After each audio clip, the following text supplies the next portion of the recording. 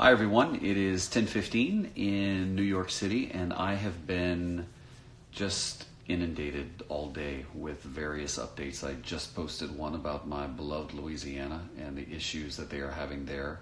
I spoke to one of the leading doctors in the state of Louisiana who says that Louisiana is on track to become the epicenter of the COVID-19 pandemic in the United States, based largely in part because of Mardi Gras and the belief that the virus was spreading during Mardi Gras a few weeks ago when no one was really focused on it or very few people had ever heard of it.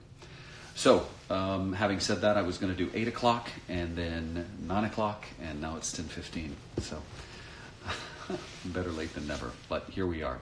So, if you were just joining us, we have been for the last many nights talking about the new normal, asking everyone really the same question. What is your new normal? I was a shut-in today. I kept wanting to get out and go exercise because you are allowed, if you're maintaining 6 feet or more, to go out, and I live in an area where I can walk around with the dog or ride a bike and not come in contact with many people. It never happened today because I was working. But at any rate, so we're talking about the new normal, and it's been an enjoyable from people. So here we go.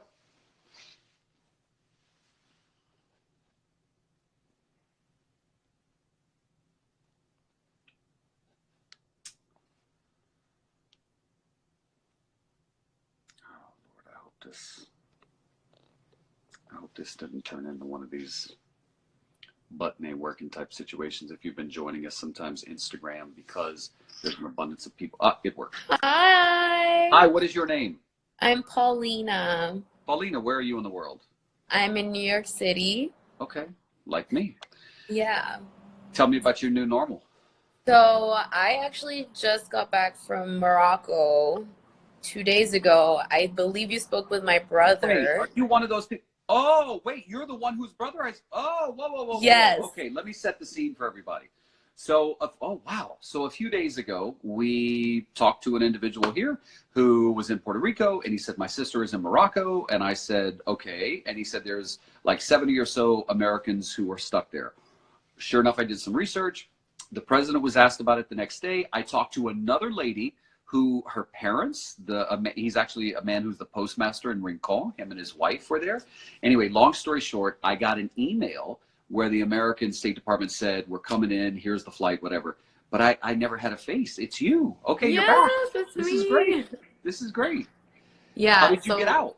So it was quite the ride, honestly. In the end, my fiance ended up being able to book a flight that opened up, but this was like literally like to set the scene, we were told from one day to another, you got to get out of the country as soon as possible. And all our flights were canceled. So we couldn't book any flights because the Morocco basically wanted to shut down its airport, and the only flights that were flying out of Morocco were back to Europe to return all the European and UK citizens back to their respective countries because their governments kind of arranged for that. Meanwhile, at that time, the US Embassy did not really give us any direction but to try to book these commercial flights. And we tried every day for hours, every day to book flights, and it was impossible. Like all of the flights were booked. And so we were being told that, you could probably get a flight sometime in April, back when the borders and the air flight, whatever, was open. And I was just really scared because Morocco, they decided to do this so hastily, so quickly, it's good. They have to do that to protect their citizens, and it's the right thing to do, but they didn't give any warning whatsoever. So I really did not want to stay stuck there and then have them not open the airport for much longer than expected. So I was really, really scared that I was going to be stuck there. And in the end, I got the last flight on the last day to be able to come back, before the US then made the announcement that they were going to open flights to come pick up people. By the way, those flights are $1,500 per person. I saw. I was Yeah. like, wow. Yeah, I was like, okay, I thought, an emergency flights to repatriate people were not going to be 1,500 bucks. costing $1,500. Oh, your brother was worried about you. Yeah, my whole family was freaking out. My brother was freaking out. I was just really scared I wasn't going to come home for a long time, for a really, really long time. And I'd rather be quarantined at home, somewhere where I'm familiar with, than in a country where, like, I don't know the language, I don't know what's going on. Foreigners at that point, I mean, everyone in our hotel was very nice to us and very accommodating, but before everything was closed and when people were out and about, they were staying away from foreigners. Like, if I was with a group of people that, like blonde, green eyes, like very looking like, we came from Europe, and people were not happy. People were like, you are the reason why the virus is here. You need to stay away. I mean, they weren't saying it, but the looks were giving it. We did also get, like, we went to a market and some people were like coughing like fake and saying like coronavirus, like coronavirus. Like, I never thought I would experience something like that in my life. It was time to play. What's your brother's name?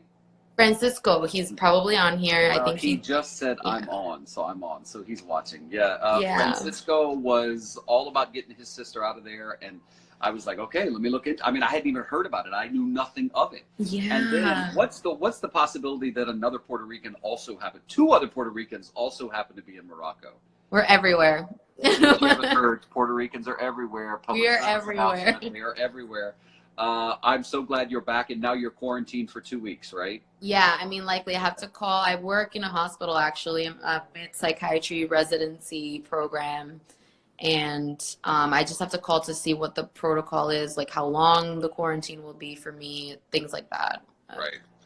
Yeah. Ay, ay, ay. Okay. But I did manage to get groceries delivered. I do have food. Good. I'm set, and I guess the new normal will be figure out what the new normal is for me. I don't know. Let me tell you what the new normal is. Day to day. Yeah. Day by day. Mm-hmm. Day by day. I'm so glad you made it home. Welcome back. Thank you so much. Welcome back. All right. Have a wonderful night. You too. All right, love. Bye-bye. Oh, so nice to hear from her. I knew that, they were getting out of there, but it's nice to actually get an update in the flesh. What a surprise that was. Okay.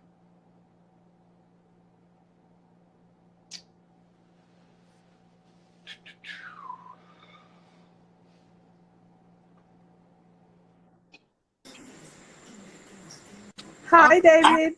Hi. Are you Wanda? Yes, I tried to contact last night, but the internet was not working good.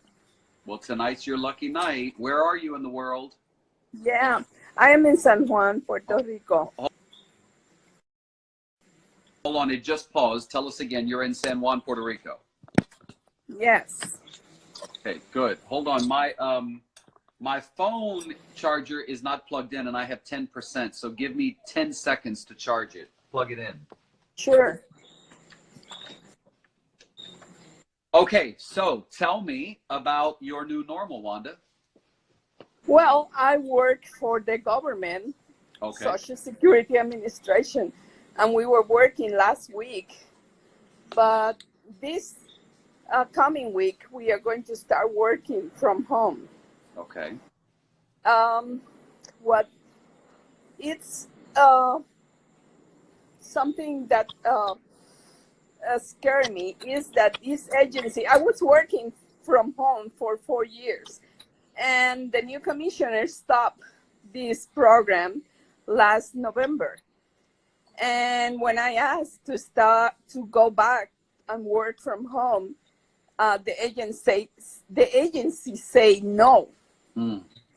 And I think that now that the things are getting worse, they change their mind. And also the agency do shelter in place every 3 or 4 months, and we are in shelter in place. You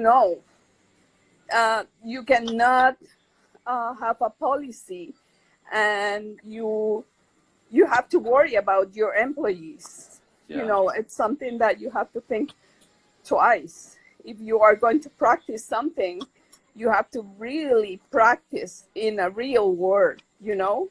Yeah. But, you know, I'm at home. I am doing my garden. I'm sewing and reading and getting in touch with my friends. I was a Peace Corps volunteer 32 years ago in Papua New Guinea. Oh, wow. So, yeah, okay. yes. And so I know what it's, you know, to be in a situation that you don't have food. We were living in a jungle, my husband and I. There was one time that we were eating rice and peanut butter for a week, you know. Okay. We have a very hard time in Papua New Guinea, but we survive, you know. You can survive. And the difference is you chose that. Nobody chose this. So yes. Well, are you yes. seeing, Wanda, people following the governor's order to stay inside? Because the Puerto Rico governor said today, I guess there was some rumor on social media that she was going to change the order, and people were talking about the supermarkets were going to run out of food. And she basically said today, everybody calm down. Like, I'm not changing the order yet. If I decide, I hear some ruffling in the background. I think Paddington is into no good. Hold on just 1 second. Paddington.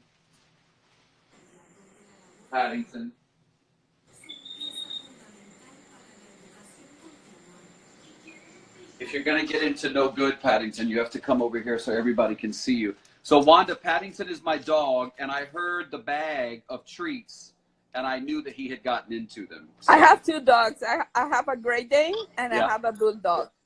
Oh. So, yeah, I was going to ask you, do people seem to be following the rules where you are? Are they staying off the street?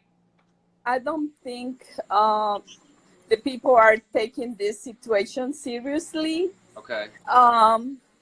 And the worst thing is that the panic, you know, the people are really worried about food, about health services. Yeah. And I think, you know, that's something that we should control, you know. The worst thing is if you don't have enough information, and if you are in a panic, you cannot do what we have to do.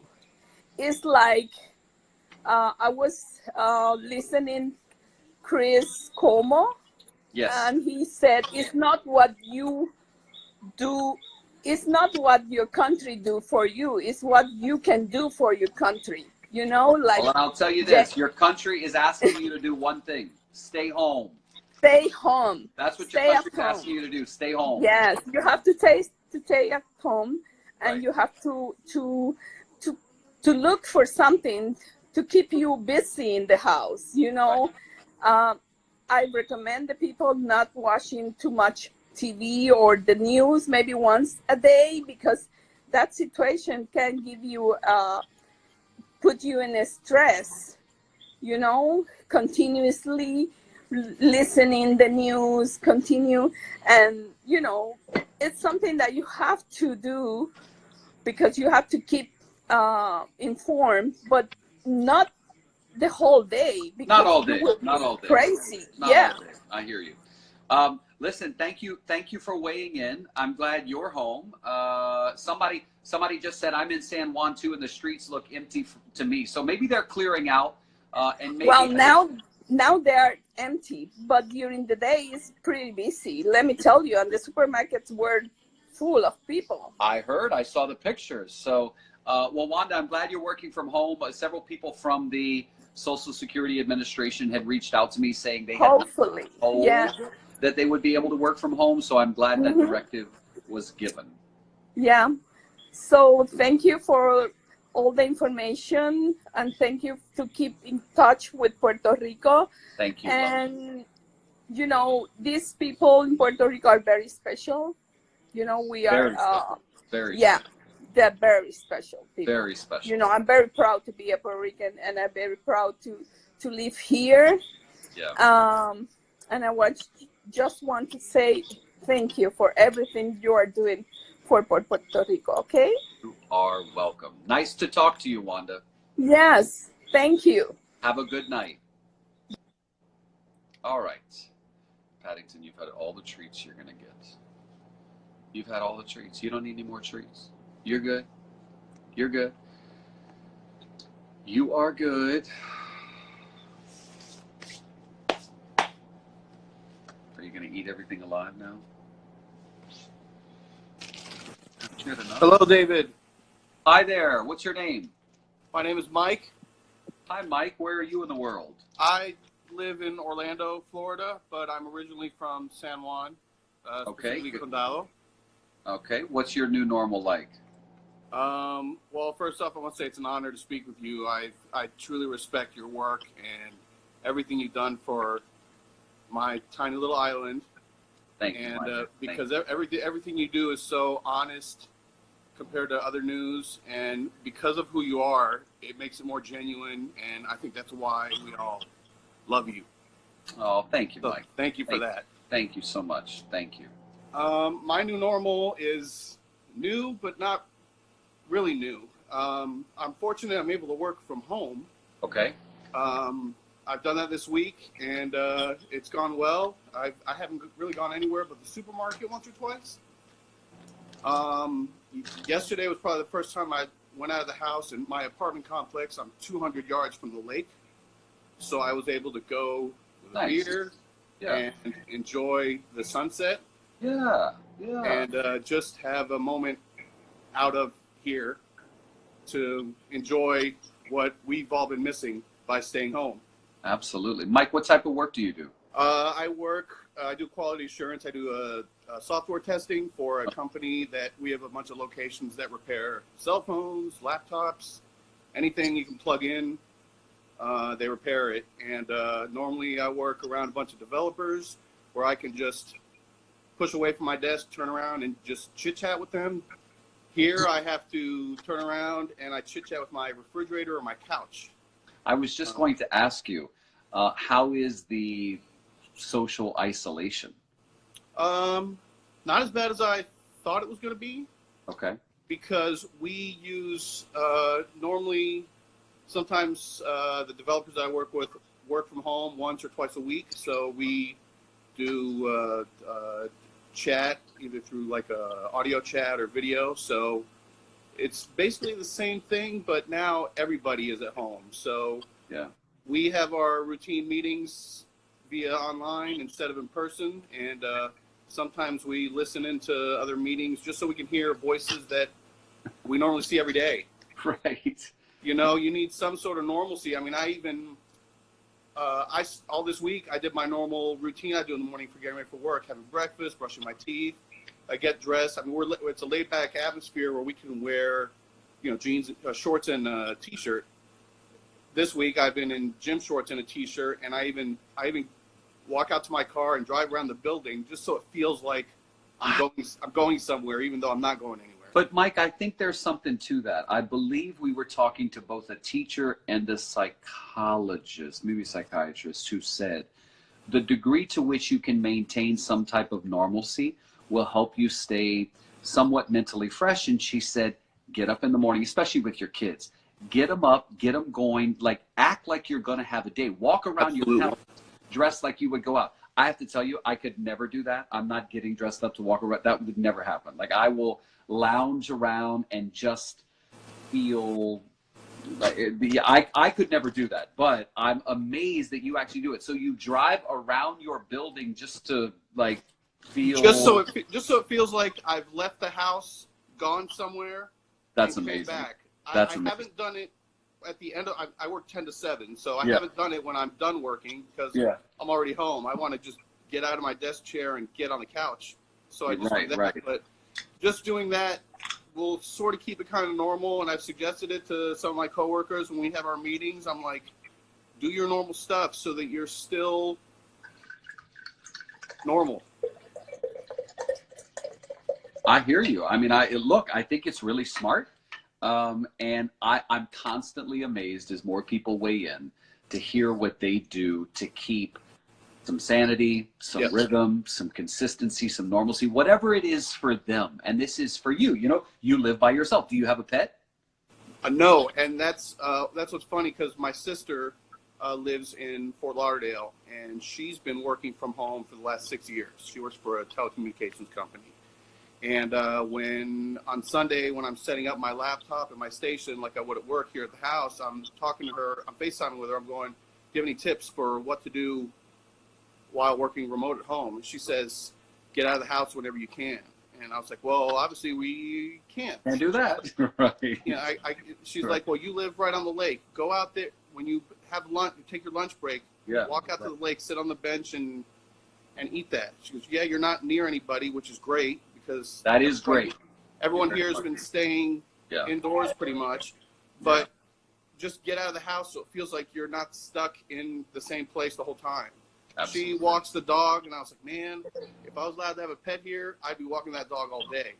Smart sister. Well, speaking of pets, I have this nugget with me. Hi, Paddington. Oh my God, I love him so much. I'm so glad that he's doing so much better. I was so worried about when he got so much. He's so much better. He's so much better, and I can't get enough of him. And you know, full disclosure, I didn't want a dog. I didn't grow up with pets. I was not into this. And Jeremy literally said, we're just getting it. There's nothing I could do. And I'm so happy. And you totally forgot that you never wanted a dog. So happy we did. You're like, Mike, it's been a pleasure to talk to you. Thanks for letting us know a little bit about what's going on in your world. Thank you, David. I love what you're doing here. I've been watching this all week, and it amazes me the people that you find. You can't write this.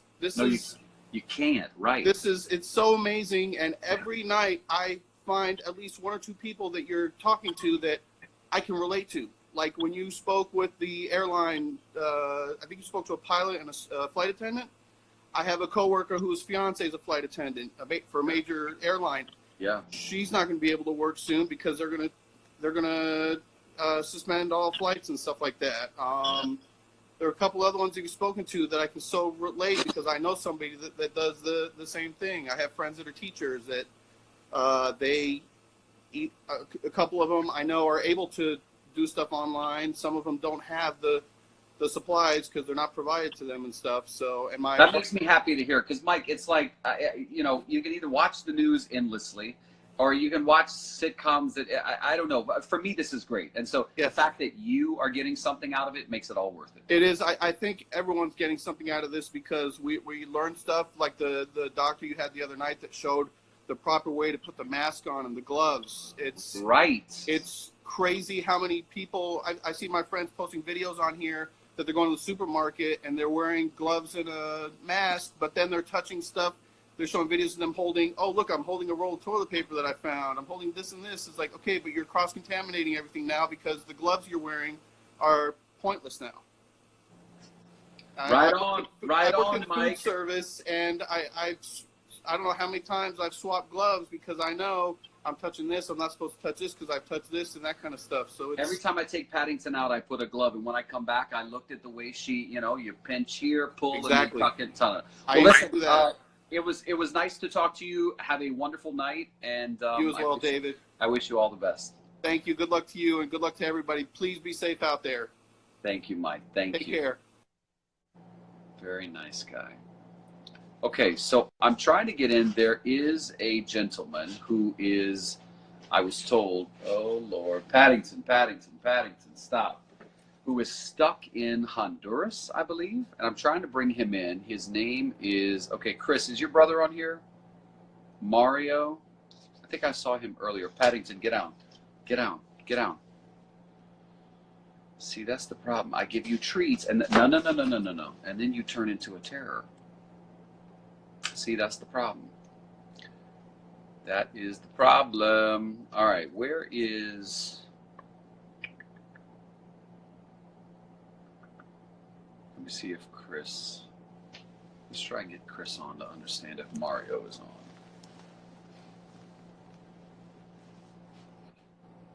on. Hello. Hey, David, how are you? I'm good. Is your brother Mario on? I know he was on earlier. I'm not sure if he's on right now. Okay, why don't you try and get him on? Tell him to get on now if he can, and request to join in. Okay. Give me. I'm sorry. Just give me a minute, real quick. Okay. No problem. I'll be right back. So I'm drinking water. For people asking what I'm drinking water. And just so you know what we're trying to do right now, this gentleman, Chris, reached out to me today and said, David, my brother and some friends are stuck in Honduras, and they are trying to get out. You know, there have been Americans. You heard from the American who was stuck in Morocco. There were some. Okay, I just texted him. I just texted him to try to get on with us. Okay. To see if he gets on. But yeah, he's been stuck in Honduras for like a week right now. For a week. It's crazy. Okay. Yeah. All right. I know he told me that like there was one point where they shut down the supermarkets and everything, so he couldn't even get groceries. He couldn't even leave his house at one point, to be honest. Yeah. All right. Like, every time. Go ahead. I'm sorry. Every time he booked a flight, like he'll book a flight like a few days in advance, but then 2 days before the flight, they'll cancel it every single time. All right. Well, let me see if he gets on, and if he does, I'll bring him in. Okay. Yeah, I'm just waiting for him to see if he gets on. Just let him know, and then I'll bring him in. Okay. All right. Thank you, Chris. Have a good night. Yeah, you too. Thank you. Okay. Bye-bye. All right. So, y'all, my little button ain't working. So, y'all going to have to go back to the comments section. Just write in the comments if you are asking to be brought in. Are we going to have to find you a ball? I think we're going to have to find you a ball. I think that's just what we're going to have to do. Because I can't hide the treats anywhere else.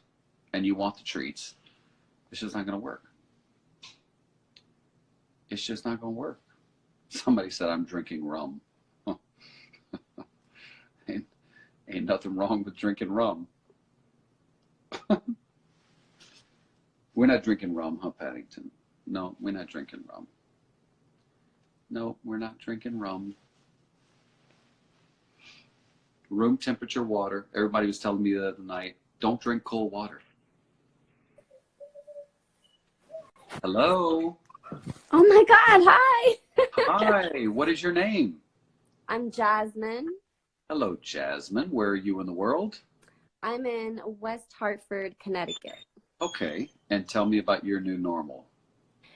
So my new normal is I'm here with my family, but we're all separated in like 3 different places. I live in the Bronx, but I came here to be closer to them.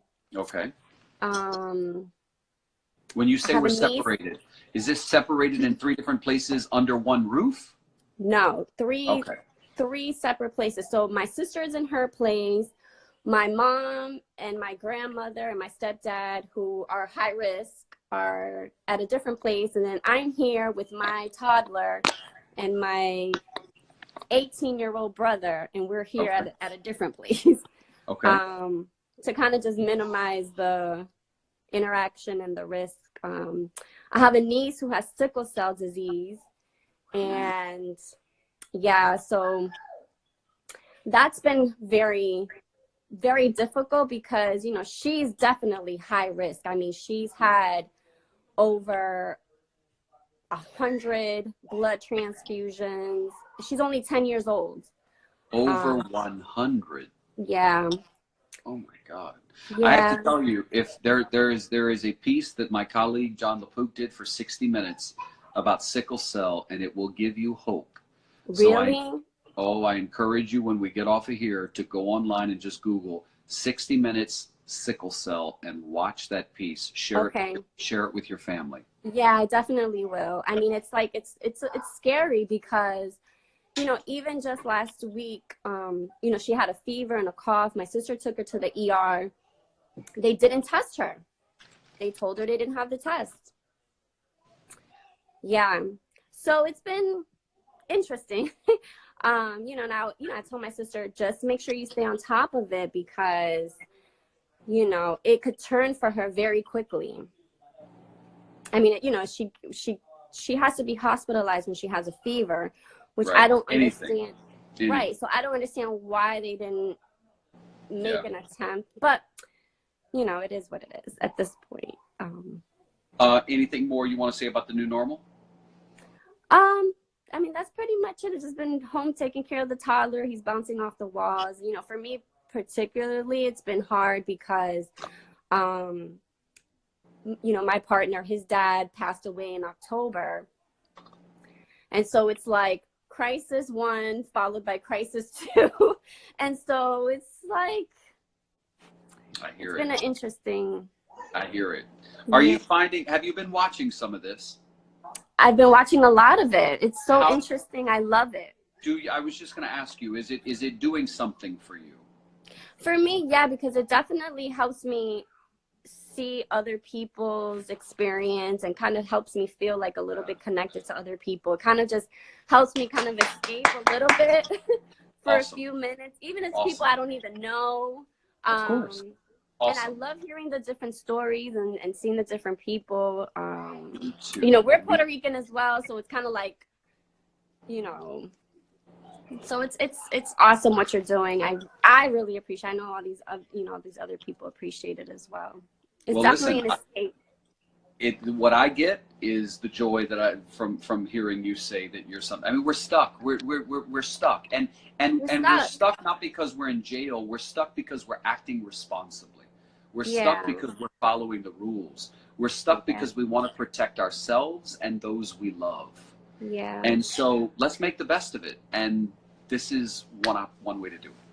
Yeah. And, you know, for me, it's also been hard because, you know, I was substitute teaching as I, you know, because I have a toddler, he's 3. So I was transitioning back to work, and substitute was kind of like, substitute teaching was a pathway for me, and that's done.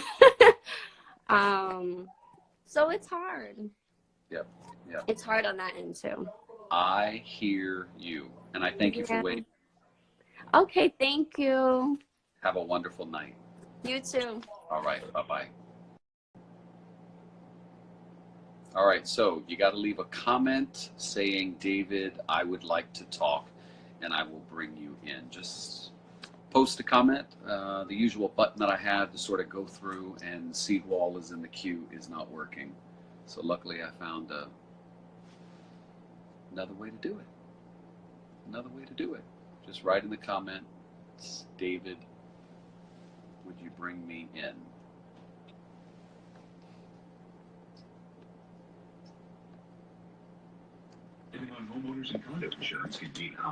Hi, David. Hi, what is your name? How are you? I am in Connecticut, Milford, Connecticut, and I think my brother, my sister-in-law, and the kids might have to be in quarantine. Okay. Why?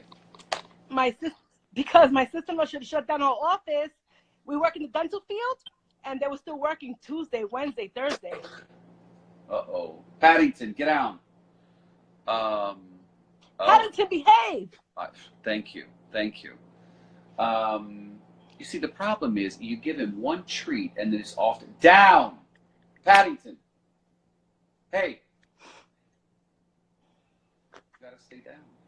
Anyway, how about the new normal? Tell me. Well, I'm on layoff because I work for dentist, and I've been running errands for the elderly people around me in the neighborhood. Oh, you have? And I've just been trying to stay, I clean. Yeah, I have to help them because I'm healthy, so I'd rather help them and not something happen to them than, I think I'll recover before they could. Amen. Amen to that. Okay, so that's giving you a little bit of, now let me ask you, the only thing that makes me nervous about that is they're an at-risk category and you're going out to see them. So are you staying 6 feet away from them? Are you wearing masks and gloves and other stuff? I wear mask and gloves, and I drop everything off at the front door, and I just leave. Awesome. And then I wipe up. Before I go into my car, I wipe everything down. Awesome. I wipe my car down, my gloves. Even when you're pumping at the gas, I put on gloves. Awesome. My father went to see my 93-year-old great aunt. She was having a plumbing problem, and my mother called me and said, "Oh, your dad's in the house with Aunt Sis." And I said, "He's in the what?" "Oh, he's in the house." I said, "Unless it's an urgent plumbing issue, can we get him out of there, please?" I mean, we got to protect the elderly. at all costs. I thank you for weighing in. Is there anything else you want to say? No, I just really appreciate all the news that you always get to us about everything that goes on everywhere, not just in Puerto Rico, but around everywhere in general. Thank you, love. I think you might be interested in a story I posted just tonight about the crisis in Louisiana. They think they may be the epicenter of the virus because of Mardi Gras. And it was spreading at Mardi Gras before people even knew that it was in the United States. So Louisiana is dealing with a real crisis. I just interviewed one of the leading doctors in the state, and it was very, very sobering to hear. So I posted that report. So anyway, I thank you. I wish you all the best. Thank you so much, David. Thank you, love. Good night. Good. All right, let's see. So Chris, I see you asking if Mario is here. I haven't seen Mario in the comments section. Has anybody seen Mario? I saw Mario post a comment earlier. Mario is the guy who is in Honduras, who I spoke to earlier, and we were going to chat on here just to find out exactly what the situation is. So I don't see Mario on here yet. Mario, if you're here, let me know right in the comments section. Hi, Casey. Hi, David. Hi, what's your name? My name is Rosara Soto. I'm from Puerto Rico. Okay. But I live in Elizabeth, New Jersey. Okay. I'm sorry about the hair. No, don't apologize. Tell me about your new normal. My normal is go to work Monday to basically Saturdays because I work overnights. Yeah. I work at UPS Mail Innovations. Okay. Basically, they don't have any protocols. I asked my manager what were the protocols. They don't clean at all. Okay. I bring my own stuff, my own Lysol, my own hand sanitizer, my gloves. I also have a mask. I'm asthmatic, and I'm at high risk basically because I tend to get sick all the time with the pollen and the flowers. So I don't want to imagine if something like that happens to me. I'm really scared. I'll go to work, people taking everything as a joke. Like, start coughing and coronavirus, like that's a joke. I get really aggravated because for me, it's a big issue. I have a baby. So she's right here. Say, Casey, say hi. Oh my, she is so cute. Thank you. I have my doggy here. I also have my daughter downstairs. I live close to her dad because he's really sick. He's almost blind. So we're not together, but I help him because he was a really good husband. I also have my ex-mother-in-law. She's 85. So for me, it's a big concern because right now when I ask them what is going to be, like, what is the protocols, they say, well, there's no protocols here. The only thing you have to do is bring your own stuff and take care of yourself. And take care of yourself. Okay, Yeah. Well, that's not quite adequate. So let's hope that evolves and changes, because I will tell you, as each day goes on, I'm hearing more and more people come to me and say, David, my company did nothing, but today they told us this. Or 3 days ago, they were saying we still had to come, and now they're letting us work from home. So I hope this evolves for you. Hopefully. I'm really scared. Every time I go to work, I just pray. The only thing that we have to do is pray. I love to be home. For me, it's not an issue to stay home. Every time I come from work, I take off my shoes. I only have a kind of spray of Lysol that's almost gone. So I use it every day. Just spray my jackets, put it in the hamper, and disinfect everything. I'm like super clean all the time, but now I'm like obsessed and scared because I feel like in my work they don't care about us. They don't clean the bathrooms. I had to talk to my manager because for me it's a big issue already. You know, this is not a joke. This is serious. This is real. You know, and let me tell you something. Let me tell you something. To be an asthmatic patient, and to be dealing with a respiratory illness like this, that's scary, man. That is scary. Yeah, for me, it's really scary. My sister call me every day from Puerto Rico. She always watch you. Hi, listen, just in case she's watching. Um, she always watching your news. She loves you. You're the best. You always keep us on the top, you know, and always informing us. I really appreciate it from the bottom of my heart. Just take care of yourself. Thank you so much for this opportunity. I never thought you will answer. Because for me, every time I go to work, it's really difficult to leave my daughter and think that I'm going to come back with the virus and I'm going to get my family sick and go to work and don't feel appreciated. It's the worst part. I'm sorry. I apologize. No, no, please. I want you to feel comfortable. Go on.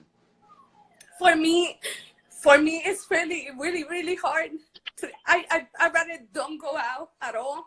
I feel the state of New Jersey are not taking this seriously. Every day, people are getting more sick. People are dying.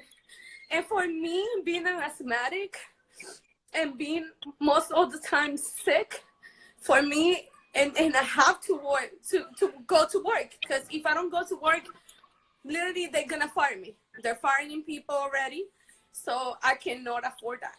I have to. This is UPS? UPS Mail Innovations.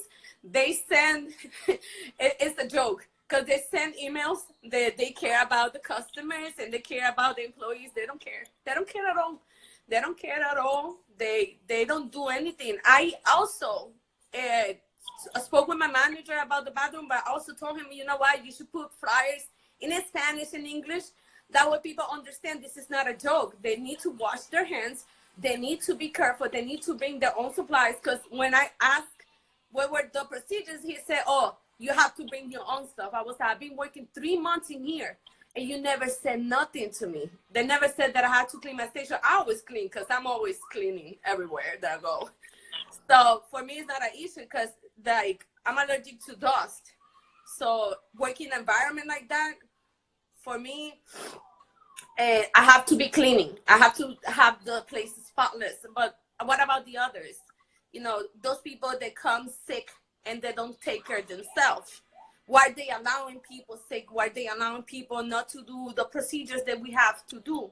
That's my issue, because I don't want to come home and bring something and put my family in danger.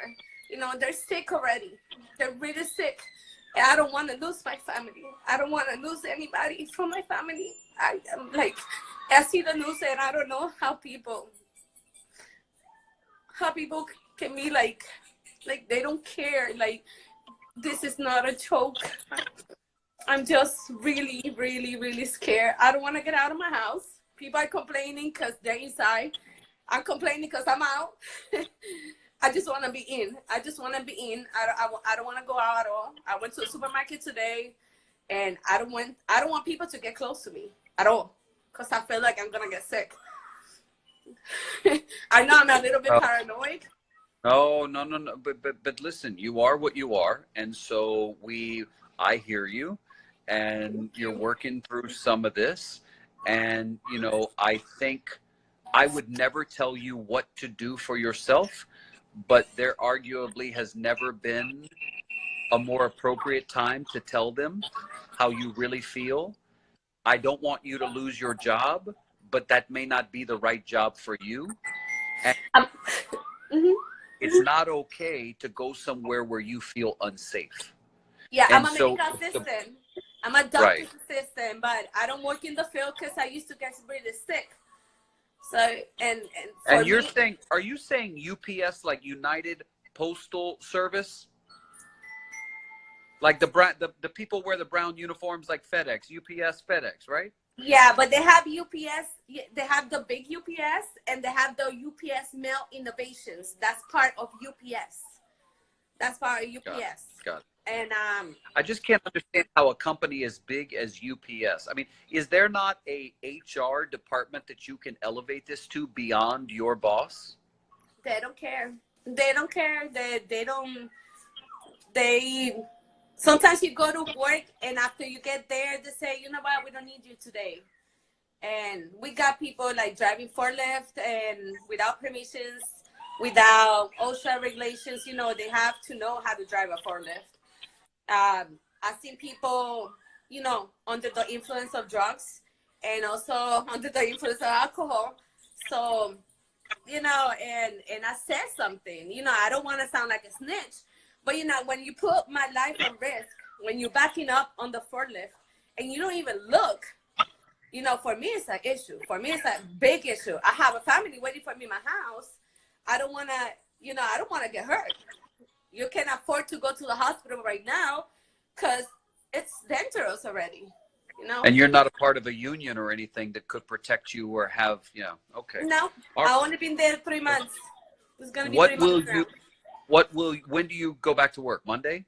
Monday Okay. night. All right. Okay. All right. Well, I hope you continue to make your case, and I hope that now that the governor has basically shut down the state, right? I hope that they change. Well, I'm hopefully, seeing it happen with other we're gonna companies. still Don't working. lose total We're hope. gonna still work. I'm sorry?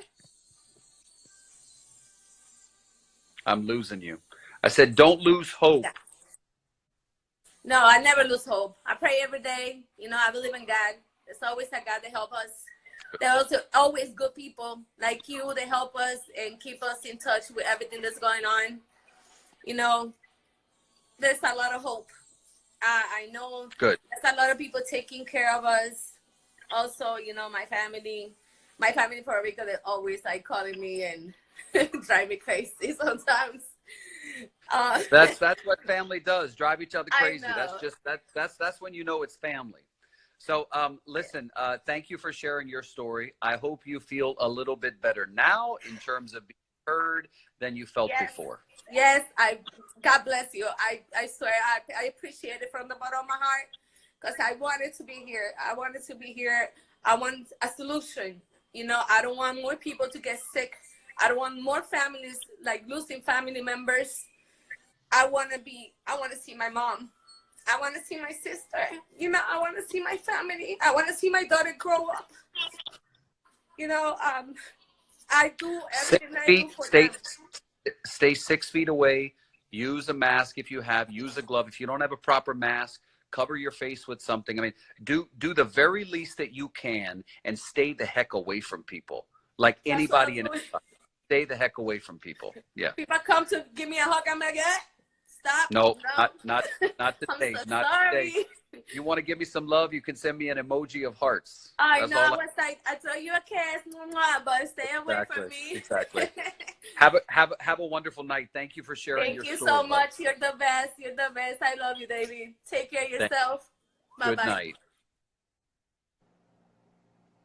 All right. So just in the comments section, again, if you want me to bring you in.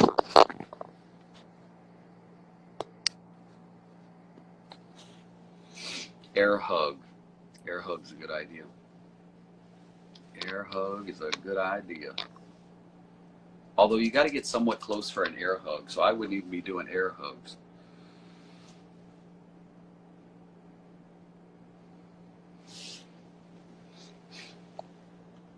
Oklahoma. I feel like Larry King Live. Some of you guys may have never seen Larry King Live, but he'd say, Oklahoma. Hi. Hi, David. How are you? I'm good. What's your name? Veronica, and I am in Lawton, Oklahoma. I have been to Lawton, Oklahoma. Have you? I have. I was covering I think wildfires or something. Oh, okay. Yeah. Okay. Tell me about your new normal, love. Well, I go to work every day. I've been working a lot of overtime. I work for the Marketplace, which is the Affordable Care Act. Oh, yeah. Right. Okay. Yes, and we have our company is one of the biggest ones through Circle. And right now there's a lot going on there because we have over 100 people in that building. Oh.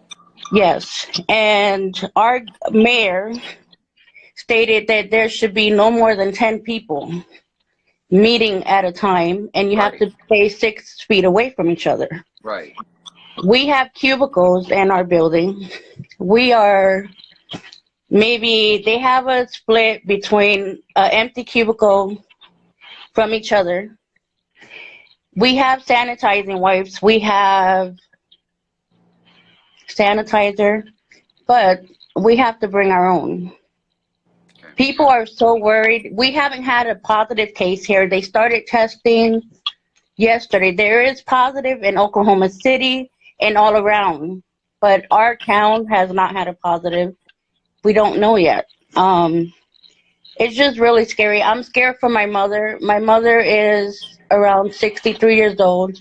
She has lung disease, and I'm afraid for her because, you know, she hasn't gone nowhere, but I've been shopping and bringing her stuff. My brother has. My brother works at Fort Sill, the military base here. Yes, yes. People keep saying that there's positive cases here, and I live in Comanche County. People keep saying that there is positive cases here, but we have not heard of anything. Okay. Our grocery stores, we have about 3 Walmarts here, a Marketplace, Walmart. All of our shelves are empty. Sam's Club is empty, which is, I can't believe it, because Sam Club is supposed to be one of the biggest companies Huge. with food. Yes. Huge. And people are overdoing it. Like this one lady today, she took, I'm not kidding, 5 cases of water. The stores out here, they're not putting limits. They need to, because Lawton, Oklahoma is not that big. We don't have a lot of, I mean, we have a lot of people, but most of the people here in Lawton are elderly. And a lot of them can't get out and buy stuff. You know, I talked to somebody earlier today who said that she works at it was a Costco or no, it was a Sam's Club, who said that they're limiting everybody to one thing of everything. You can only get one of anything in the store. That's all you're allowed is one. Yeah. Because people were taking too much. They were taking too much.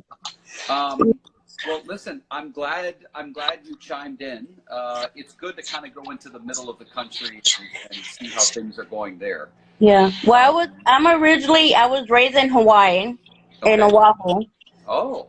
I moved here because of my mom being sick. Okay. And Hawaii is going through it too, right now.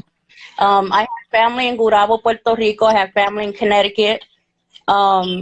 So my family is all over the place, and we're all suffering right now. What we need to do is come together and help each other out. That's right. Anyway, that, of course, 6 feet away, but you know, we have to help each other out.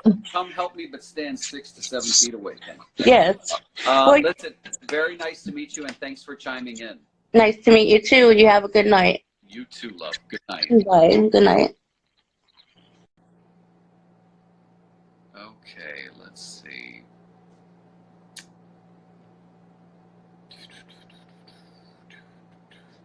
Sam's Club was closed today in Puerto Rico. Somebody asked if I heard what the Texas governor was doing, and the answer is no. I have not heard what the Texas governor is doing. Carry on, carry on.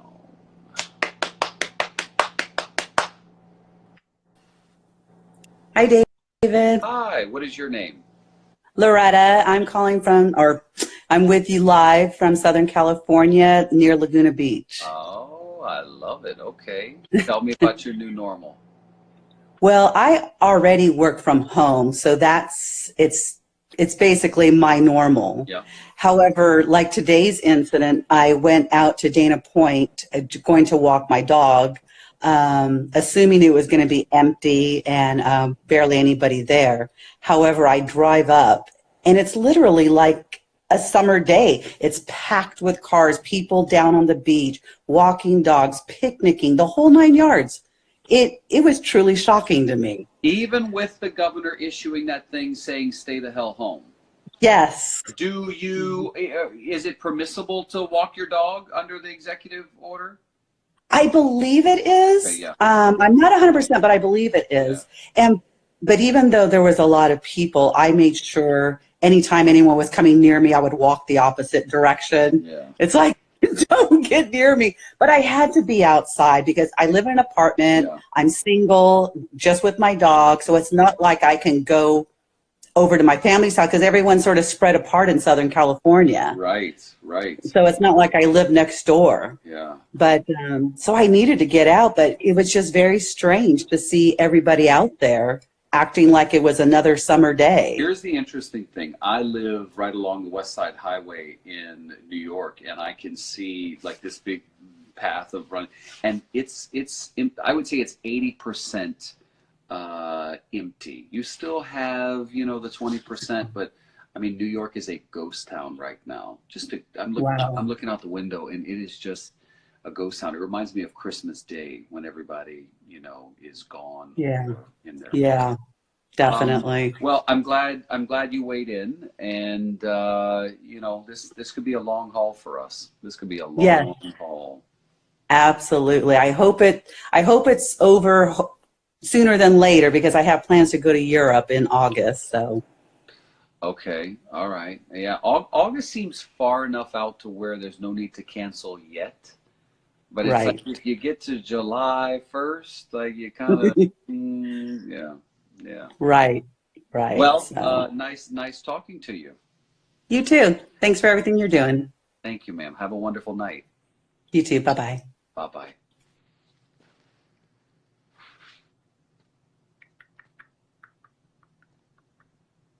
That was a good conversation, she said. Well, thank you. She was a very nice lady, wasn't she? Louisiana. I'm looking. Please speak to me. All these college kids have been fired from the...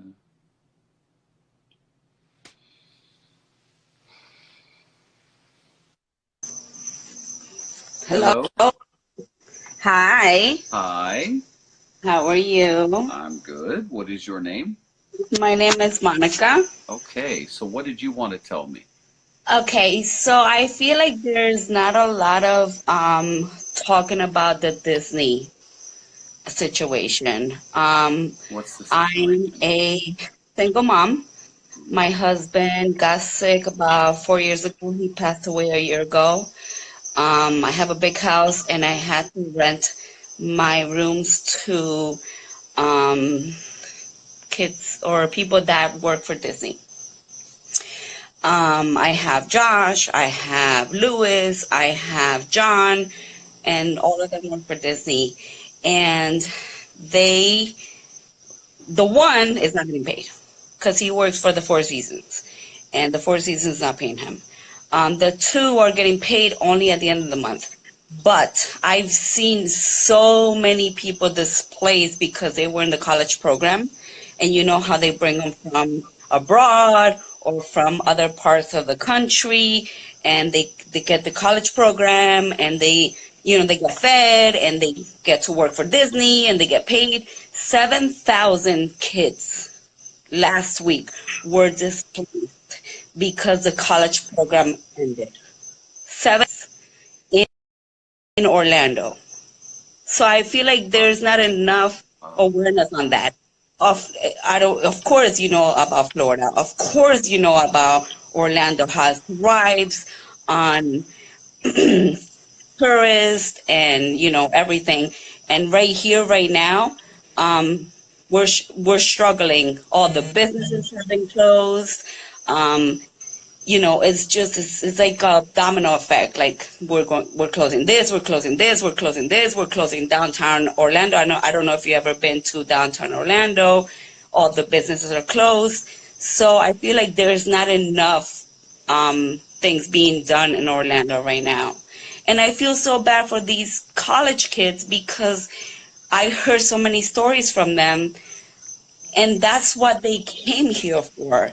They went through the college program. They're in the college program. And all of a sudden, in a day or two, they're like, sorry, we're closed. Go home. So now what are they supposed to do? Wow. That was not something I was aware of. So thank you for bringing it to our attention. Thank you for bringing it to 7,000 kids from all over the country are displaced. And I have a big house, but I still have people here, and I wish I can bring 1 or 2 people here. It's hard to put them in a couch or something.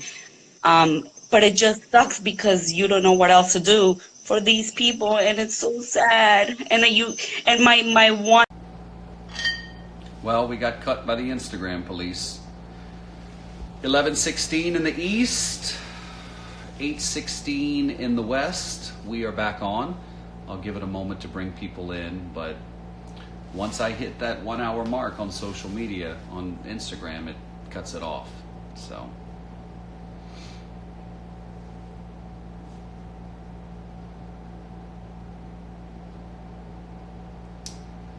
Glad you guys are back. Instagram cut it off. We were talking for an hour, so I wasn't watching the clock. So 11:15 this time. Holguin, come on now, Robert. Come on, Robert. David, how are you? Robert, my man. All right, everyone, this is Robert Holguin. So Robert and I go back to Los Angeles, where we were both local news reporters, and Robert now works in El Paso for the CBS Fox station. It's a duopoly situation. Listen, let me start off with this question. Someone was just saying, David, did you hear what the Texas governor did? I haven't. Is there something new? Not outside of what happened with the order that went into effect yesterday, which was shutting down all bars and restaurants he hasn't shut down the state like, say, Illinois or California, but bars, restaurants, spas, all that, takeout only, that kind of thing. Tell me about your new normal, bud. I think what's strange for us as journalists has been covering a story like this has been very bizarre, David, because, we're not allowed to do in-person interviews because of safety reasons, so we're doing a lot of what we're doing right now, which is using technology to try to get in touch with people, and not being able to interview people who are directly affected by what's happening has been very difficult. It's you want to, right? Your instinct is to want to do it, but safety dictates that this is the best way in many cases. Are you being told to work from home? Not several of our reporters are. Yes, our reporters almost entirely. But as anchors, we're still at the station. We're still anchoring. Station. And you guys are sitting 6 feet away at the desk? Correct. The studio is big enough where my co-anchor is sitting on an opposite desk, and then we kind of trade off. It's very strange. It's almost, I don't know. How do you feel personally? So that's the professional aspect. What's the personal? I think it's come down to the point now where I'm getting worried about my parents. My parents are in that age group that's affected. They're being stubborn, and they're still going out shopping. They're still going out and doing those things. We're not on lockdown here, so that's. Why does it seem to be our parents? Right. Like I had to literally, my dad, who is a wonderful man, just was ornery and still is like, my mom called me tonight and he was inside my 93-year-old aunt's house trying to help a plumbing problem. I was like, could you get him out? If it's not an urgent problem, like, could you get him out, please? And then Louisiana, as I posted tonight in a report, is set to become the epicenter because the virus was spreading as Mardi Gras happened. And so their cases have exploded, and per capita, they are leading the country. More cases per capita than anywhere else. So I don't know, Robert, why it's not a Republican Democrat thing. Ornery is ornery, regardless of your party. But it just seems to be the older generation, like they don't get it. Like, how can we help you get it? Yeah, that's a wonderful question, because maybe the fact that it's kind of this unseen thing makes it seem as though it's something that they can ignore, or that conspiratorial things start happening. We're like, oh, it's the government's trying to control you, that kind of thing. And then, of course, we being right here in El Paso on the border, we're wondering what's happening across the border with our friends in Juarez, and how seriously they're taking it. They're not under the same lockdowns that even El Paso is. There's still large gatherings that are happening across the border. Of course, with the border being closed to non-essential travel as of last night, that means a big change in the way that this community operates. But yeah, I mean, I don't know. We're hoping that they take it more seriously, and that more and more people take it seriously. We all are. We all are. Because it's not just the kids. It's not just and listen, I talked to a 19-year-old here yesterday that works at a supermarket, and I was so impressed by his mindfulness and his vigilance, and I was blown away. So we can't just give the bad label to the kids and say they don't get it. Some of the old folks don't get it either. Agreed. And so it's scary. And but I wonder, and let me ask you this. They watch the news, they watch you on the news. Do they not hear about Italy setting records every single day of elderly people dying? Do they not see that? They do, but and I'll tell you what's interesting about my folks in particular. What was the tipping point for them, where they finally started to clue in, was when Las Vegas shut down. They felt as though that was like, listen, as long as Vegas is still open, it's not really an issue. But when they saw that happen, I could see the light switch flip a little bit with them. And, are they big Vegas people? Do they like going to Vegas? Yeah, and they believe that, they believe in that. So okay, but maybe there's something to that. The degree to which it starts to affect how we play, how we live, where we go to church, then we get it. Does that make sense? Correct. That's right. Of course, yeah. I mean, that may be there may be a sociological aspect to that. Like, I start to care when it affects a playground that I like going to. That's right. Yeah. Anything else, brother, that I didn't ask that you want to add? Hey, I just wanted to say hello and let you know that I'm thinking of you and wishing you the best. I know that you're in NYC, which is a hot spot, so got you in my thoughts, brother. I thank you. It's so good to hear from you, and thanks for the perspective. Keep up the amazing work. Thank you, brother. Have a wonderful night. Okay. Bye-bye. All right. So, onward.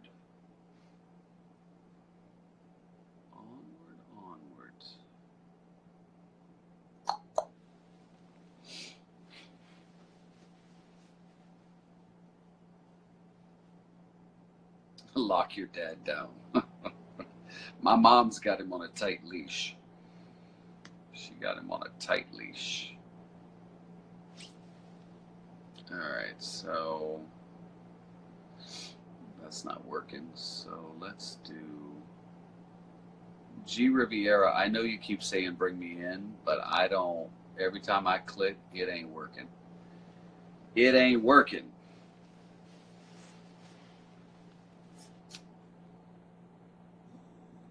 Sean, how's it going, my friend? It is going well. Tell everybody where you are in the world. I'm in Dallas, Texas.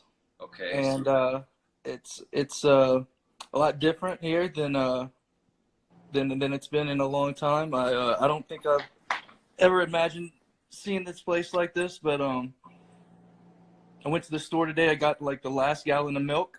Yeah. And I feel pretty fortunate to have food in my fridge right now. And I'm trying to convince my parents maybe we should get out of town just because I'm just a little bit worried it could get worse, but I'm hanging in there. Your parents live around you? Yeah, my mom got remarried, and so she moved from Louisiana. I have her here in Dallas now. I've been here like 15 years, and it's really nice having my family here now. She lives on the other side of town, but I saw her today, and we're hanging in there. Is she staying inside? I don't know her age, but I mean, is she sort of... Yeah, she's almost 70. She's 69. And so I'm trying to get her to stay inside. Like 3 weeks ago, she flew to South Carolina, where she's from, to check on my grandparents. Yeah. Because she says, they're getting older. And this was right when, the news about everything going on in China was coming out. And I pleaded with her to, not to go. And so, for the last couple of weeks, I've been keeping a close eye on her. I've been really worried that she might get sick after traveling, or even have, maybe infected them. But luckily, it seems like she's fine. But what was it about this that made you go, this is serious, I'm going to take it serious? Well, I'll tell you, when I went to LSU after St. Thomas More, I had a full paid tuition scholarship, and my major was microbiology. Um, so I'm pretty well educated on the subject, and since that time, I've paid attention to it. Microbiology was a subject that just kind of came naturally for me, and so I've paid attention to it. I know a lot about it more than most people, and it really freaked me out when I heard the news out of China, and I sort of didn't believe a lot of things they said about how they were downplaying the severity of the infection and the disease and how it only affected older people. And I'm well aware that viruses have an ability to mutate, and I was just scared that the virus could get more comfortable in people, and maybe get stronger and start to cause worse disease in humans. And sure enough, like what's going on in Italy. I mean, I'm afraid maybe they have a strain that's genetically just a little bit different than we're seeing in other countries. I'm not sure, but it's just kind of frightening when the more you know about it, and kind of like the physiology involved. It's pretty scary, because people kind of downplay it as well. It's just like the flu, and we're seeing these symptoms, but the underlying physiology involved is pretty scary as far as what this little bug does. So On top of what Sean is saying, let me say this. The next time somebody says to you it's the flu, remember this for context. For the flu, there is Tamiflu. Now, some people don't like Tamiflu. For some people, it's not effective, but there is a treatment. For the flu, there's a vaccine. It's not perfect, but there's a vaccine. And for the flu, there's an immunity that has been built up for decades and decades. Exactly. None of that exists for this. That's why this is a game-changing difference. It's not like the flu in any way in terms of treatment and or prevention. That's right. And there's no vaccine for this. There's no vaccine. There's not. And so the other question, that my dad he's a dentist. He's closed his dental office. Actually, him and all his brothers and sisters are in the medical field, and they've all kind of dissolved their businesses right now.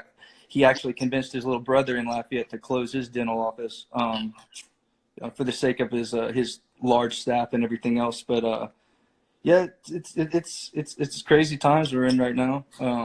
But we're just kind of sticking together. We talk a lot. We have hour-long phone conversations every day, and that's just kind of how we get through it. As far as my new normal, I'm a real estate agent now, and so pretty much stopped working and everything like that. So just I've been working on my health. I go jogging every day. I cook. Trying to boost my immune system in every way I can. And that's actually what I'm really focused on That's what I'm really focused on right now, is keeping my immune system as strong as I can.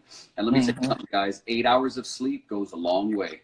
Yep. The sleep for the body's immune system is crucial. Dr. Mark Hyman, who I'm a big fan of, who's a sort of functional integrative medicine type of doctor, explains it this way. When you are sleeping, the brain's garbage disposal goes to work and removes and cleans plaque out of the brain. Plaque is what can ultimately lead to dementia and that's things right. like that. And so sleep is very important. So and so is exercise, because we're all under a ton of stress right now. Yep. And we're all dealing with this in our own ways. But even if you can't get out of your house, I mean, just doing some doing some simple exercises, stretches at home, meditation, whatever it is that you like to do, yoga, it's very important, because we need to have some kind of outlet to sort of get out the stress and everything that we're doing. Well, and I think about people like me who live in, and I'm blessed to have a decent sized apartment here in New York City, but there's a lot of people who live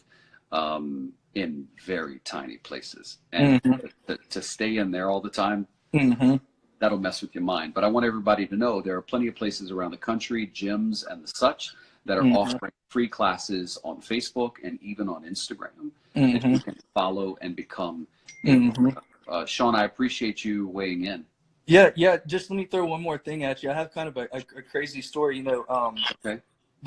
I have like not 100 followers like you, but I have about 1,000. And one of them, this college girl that we follow each other, she went to South Padre Island and was one of these college kids that you saw out there partying and stuff like that. And I didn't know any of them except for her. So I sent her a message and said, look, I see how you guys are behaving out there. And I just want to let you know, I'm speaking from a position of knowledge here, and what you're doing is pretty dangerous. She kind of insulted me, threw some insults my way, and I don't know if she had been drinking at the time or what, but she ended up contacting me. She said, oh, I'm going to block you, this and that. Well, she ended up contacting me the next day and said, look, I want to be honest with you. I think I have the virus, and I was sick worse than I've been in my life last week. She was like, I was starting to get better. I didn't want to miss spring break, so I came here. I've been careful as I can, but she flew through DFW on her way there through Texas because she's a Texas Tech student. Okay, she flew commercial. She was like, well, I've tried my best to be careful. I coughed into my elbow and all these things. I'm like, look, sweetie, that's not enough. That's not gonna keep workers at the airport and people that you flew with are your friends safe. I'm like, you need to understand that you're gonna likely kill somebody, and it might not be you or your friends, but let's say they take it home to their grandparents or their parents. Absolutely. And anyhow, I just couldn't believe that. And she ended up telling me in another conversation about 24 hours later, hey, I'm starting to relapse. She said, I can hardly breathe at this point. And so just scary, after seeing everything, during spring break, the Florida beaches, South Padre Island, how immature, these, I won't call them millennials because a lot of them have gotten offended. Gen Yeah, Z, no, look, I don't want to shame the kids, but the bottom line is if you don't get it, then you need to get out. Mm-hmm. Like here's the thing. I'm not going to preach to you. But if you can't get it, then you need to get out. Like if you need to close the beaches. Like if you don't get why you don't need to be on the beach, then we're going to shut down the entire beach. That's right. And so that's why, finally the authorities, I think they saw, totally the folly in leaving it open that these people aren't going to police themselves. And arguably they did it too late. That's right. Sean from Dallas, thank you. Yeah, appreciate it. Have a wonderful night. Good talking to you. You too.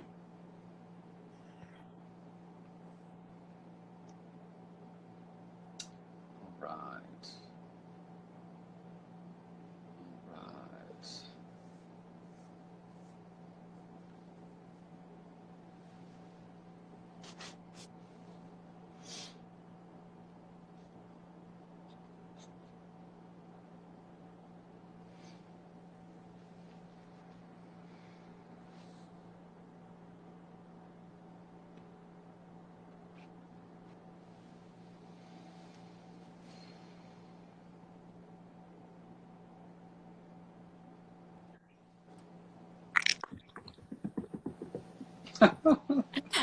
Oh my God, I can't believe you accepted. Hello, what is your name?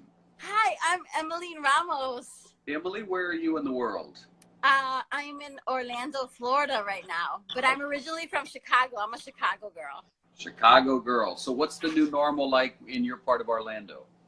Well, to be honest with you, I have been self-quarantined for the last 6 days. Okay. I haven't had any shifts at work for 6 days because of some schedule changes that we had made months ago. Okay. Because one of the other doctors was going to go on vacation, so I was taking his shifts. So I kind of had, luckily, these 6 days off, so I've been self-quarantined. I just don't want to take any risk. I live here with my fiance, and I know that I am someone that should stay at home if I don't have to, because when I go to work tomorrow, I have to deal with, some sick children. So I want to make sure that they stay healthy. What type of work do you do? I'm a pediatrician in an urgent care here in Central Florida. Okay, wait a minute.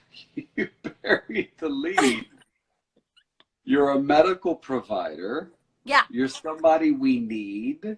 And of course, this is a big, okay. So first of all, I was going to say, not knowing what you do, I have a genuine appreciation for people like you who are acting without having to be forced. right? Right. Without having to be threatened of arrest and all this kind of stuff. Like, you're doing what we should all be doing. You're a good example. But my God, of course, because you're treating kids, and God knows which kid could walk into the urgent care and give it to you. Right, exactly. So I got a call on Tuesday from my manager and said, you know, the kid that you saw on Saturday, well, she's coming back today to get tested because now we think she may have it because there was some kind of exposure down the line with her mother and some other people at her mother's job. So I've been at home. I haven't gone anywhere. I start work tomorrow for 12 days in a row, and I'm nervous. I'm nervous and I'm scared. No symptoms. I've been good. All right. I think your sister's on here because somebody's using a bunch of exclamation points and saying my sister. So I think your sister. Probably. Your sister, yeah, I think your sister is on here. Well, listen, please. We love you, stay safe. David. Hi We love there. you so much. This is my fiance. I love the Ellie flag. Castro. I love the flag. We love you. We just need to tell you that we love you, and we love everything that you have done for Puerto Rico and how much you love our islands and our people. I'm getting emotional. Thank you. Thank you for everything you've done, for bringing a spotlight to Puerto Rico when we most need it, for bringing so much attention to our beautiful island and our beautiful people. I can't tell you enough how grateful we are for all the time and effort that you've put into bringing our issues to light. God bless you. I thank you. Can I tell you what my shirt is? And I've been practicing this. Dios Bendición. te bendiga. I've been practicing it, and it was sent to me by Puerto Ricans. And so not only is it comfortable, but I put it on today, and I thought it was appropriate. So I offer that to both of you, and I thank you. Thank you. Dios te bendiga. But stay healthy, stay safe, wash your hands. Please, people, stay home. Protect our elderly, protect your parents, protect your children. I mean, I have to yell at my parents every day to stay home. Okay? And I shouldn't, but I don't think they understand the gravity of this. So please just stay home. And that's a doctor's order, y'all. Y'all listening? That's a doctor's order. Yes, please. Very, very nice to meet you. So nice to meet you. Oh my God. I don't know what I'm going to do. I'm going to cry. The pleasure was mine. Good night. Thank you. Good night.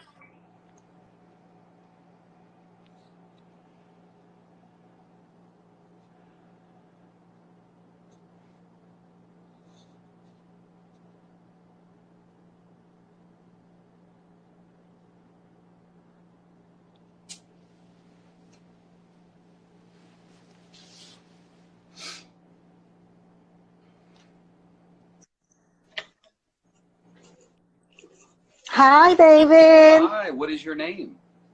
Olga. Okay, where are you? I'm in Mayagüez, Puerto Rico. Mayagüez. I just did a story in Mayagüez about the 87-year-old Marine who was diagnosed with COVID and will be discharged tomorrow. Yes, we are so happy for him. That's outstanding. Tell me about your story. What's your new normal? Well, David, I used to be, I used to work as a school counselor in a school here in Mayagüez, and I retired in December. And right after I retired, all the earthquakes and stuff came, and I was trying to stay occupied. So I was helping people in the southwest part of the island, bringing stuff and helping, with articles and bringing a little bit of mental, and spiritual help. Yes. And then all of this came on, and it changed completely. Now we have to stay inside and watch for our elderly, which I have a 92-year-old father, and my mom is like 87. And we have to, make sure that they are okay. And as far as the other thing that worries us, like me, is that my daughter is a psychiatrist. So she has to go to the hospital every single day, and they don't have enough or adequate materials to, protect themselves. So that's a little bit scary. I hear you. I hear you. Well, you're not alone. We're all in this together, and I'm sure glad you weighed in just to share your story from your corner of the world on the western side of the beautiful island. Thank you, David, and I'm very, very appreciative of all your great work. Thanks a I lot. thank you so much. Have a good night. You too. Okay. Bye-bye. Bye-bye.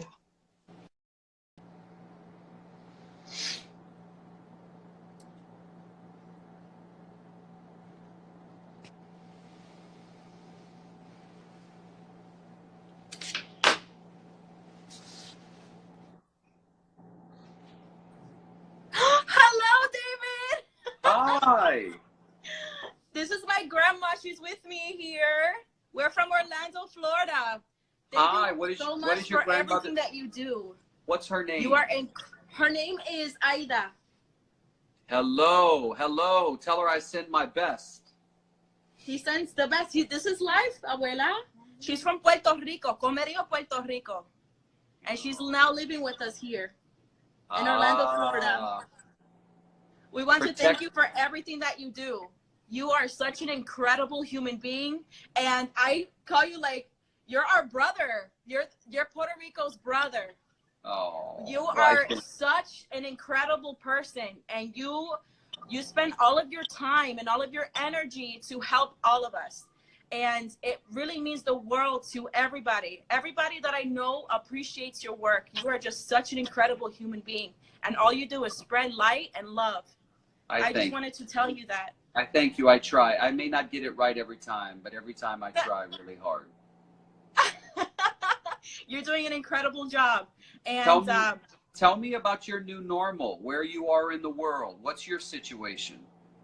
So my situation, I live in Orlando, Florida, and I'm a small business owner. I own my own salon. And because of this outbreak, this pandemic, out of prevention, I closed my shop for now because I have my abuela here and I also have asthma. So I want to make sure that I take preventative measures. And here, I've been in my house for about 6 days, self-quarantine, and just to prevent anything from happening. And our new normal is just waking up every day and spending time with each other, watching movies and watching you go live and any updates of information that we can grasp from all of your knowledge and all of your experience. And we've just been relaxed. And I just wanted to take this opportunity to say that we all needed to stay together and we just need to comfort each other like what we're doing virtually. That's the beauty of technology. We can still connect with one another, even if it's through Instagram Live. And that's the beauty of human interaction, right? Just because we're social distancing in reality, we could still get into virtual reality and connect. I just wanted to get out of your way because I couldn't have said it better than that. You nailed it.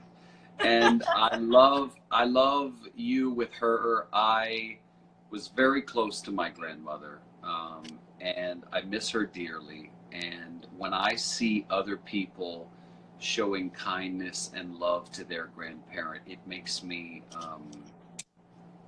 very happy. It makes me you're lucky she's there, and she's lucky she has you. So that's wonderful. And listen, I hope you're not allowing anybody to get close to her, come to visit or anything like that, right?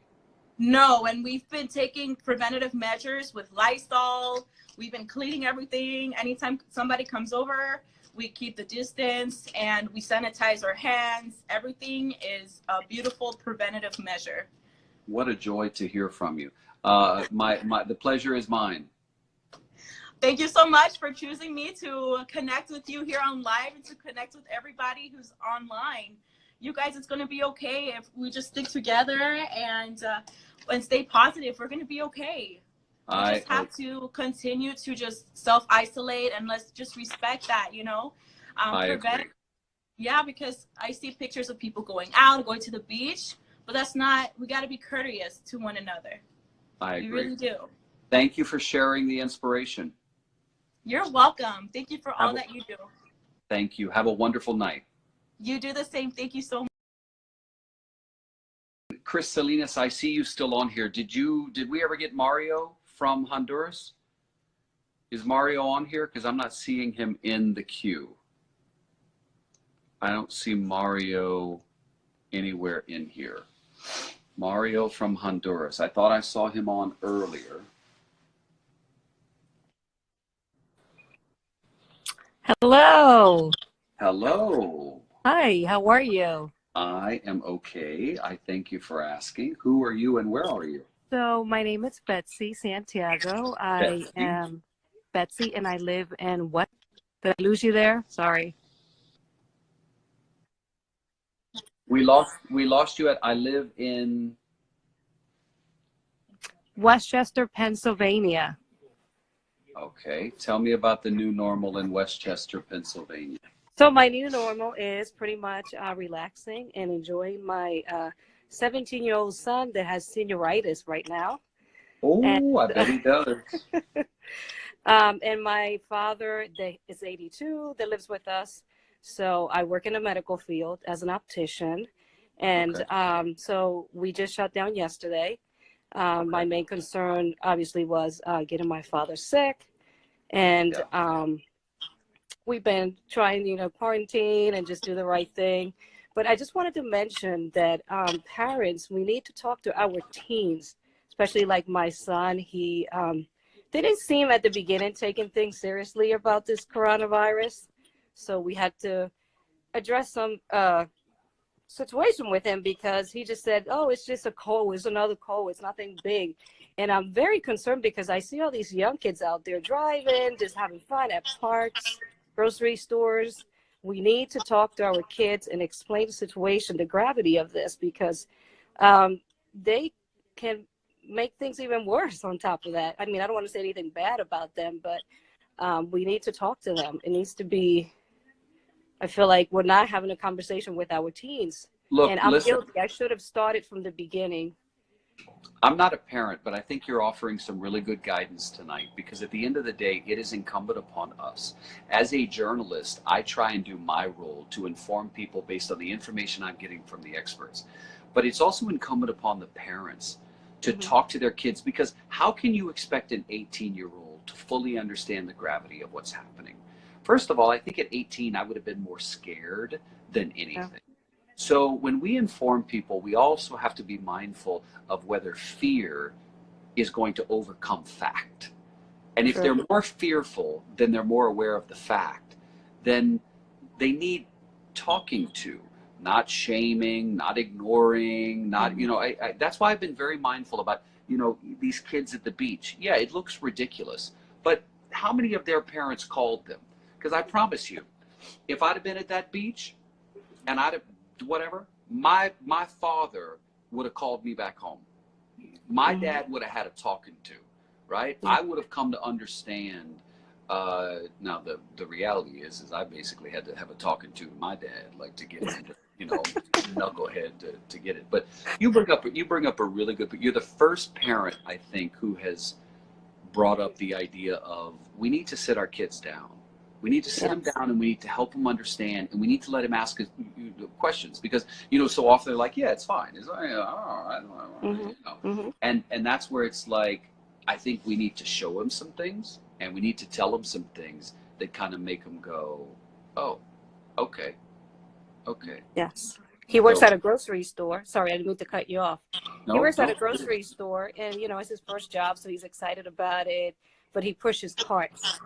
Yeah. So I said to him, we need to take some time off from work and just stay home and let's think about pop-up and just try to be safe. He wasn't happy about it, but I think today we spent some quality time together. Yep. We actually played with Monopoly. Great. And we just talked and he said, you know what, Mom, I miss this. I miss playing games. We haven't played games in years. This is my 17-year-old.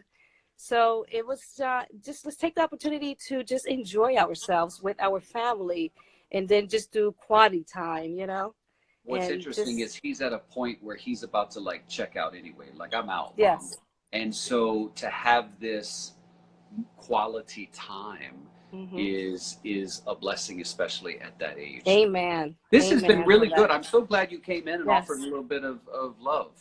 Yes. And I love you. And I'm Puerto Rican from Toalta. I don't know if you ever heard that town, but I appreciate everything you do. My dad, he's 82. He's sleeping now. He's going to kill me when he finds out that I've spoken to you because he loves you. But thank you. And I wish you the very best in everything you do. That means a lot. I thank you. And I enjoyed talking with you. Take care. Good night.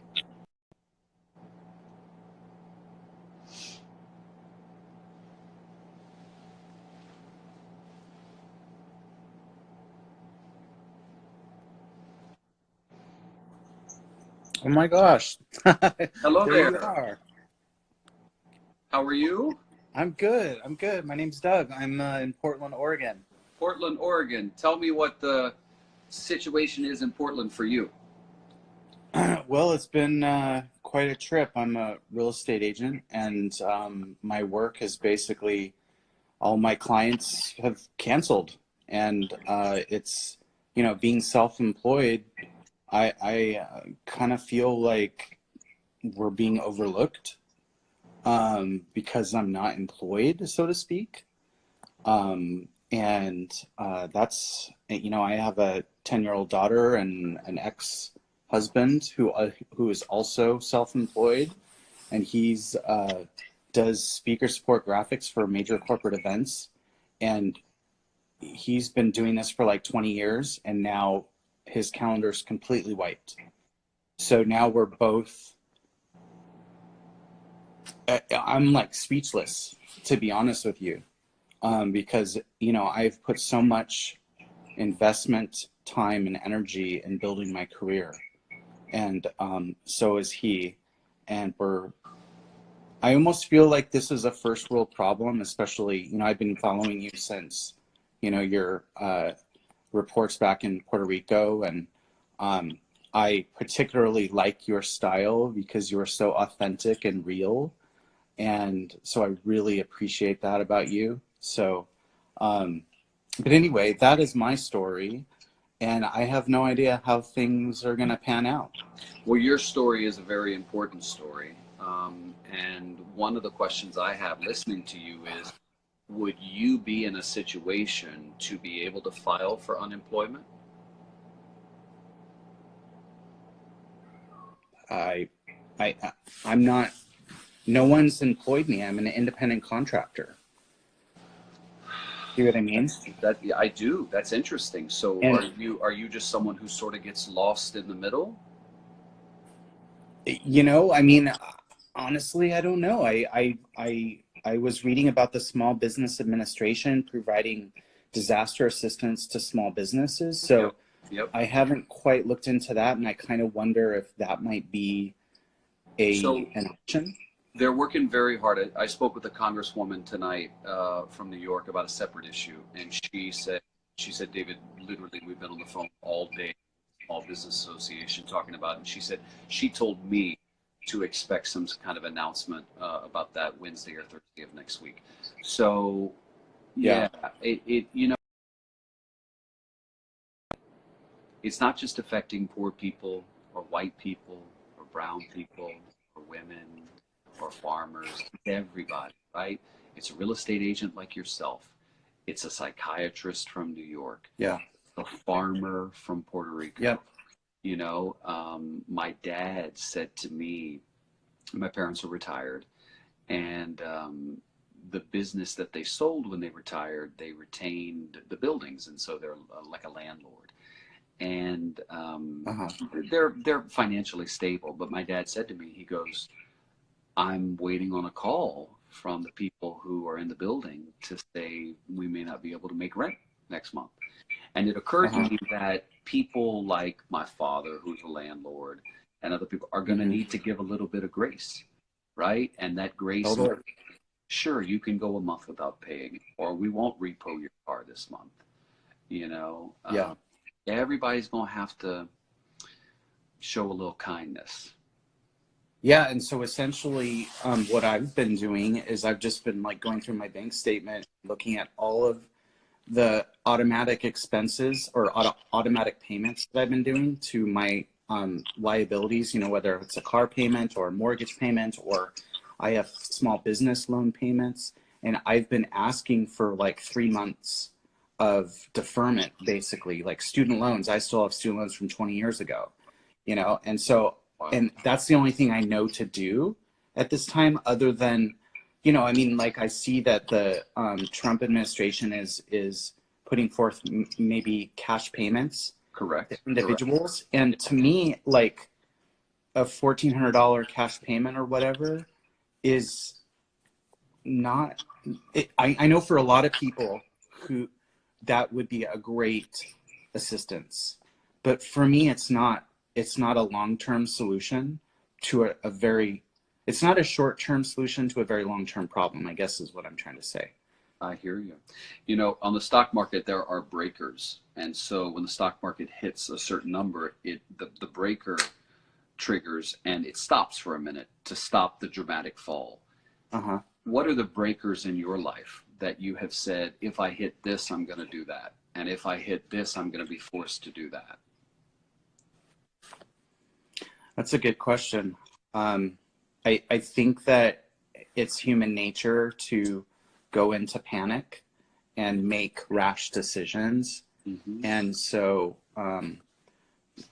something somebody told me recently was that it's really important to just pause and go for a walk and take a deep breath and let, you know, they say that's this too shall pass, like really just trust that things will work themselves out. So I've really been trying to take that to heart, because otherwise, you know, knee-jerk reaction, you know, just like anybody, like in the stock market, oh my gosh, I must sell this and that, and then they've basically screwed over their retirement or whatever. So I try not to make rash decisions, but sometimes it's difficult to know what is a rash decision and what is the right decision. And when is the right time to make a decision, rash or not? This has been very enlightening. Thank you for opening up. Absolutely, and thank you for taking my request, and I wish you the best on your endeavors. Absolutely. I thank you very much. Nice to talk to you. You too. Take care. All right. Bye-bye. So, Chris, I see the message. Next time we're on live, we're going to try again. Great. So, David, I just got off FaceTime with my brother. He says he's been commenting. Forgive me, I'm not seeing any comments from Mario. I'm going back through, and I don't see any comments from Mario. I apologize. I sure wish it would work, friends. But I just don't see a comment.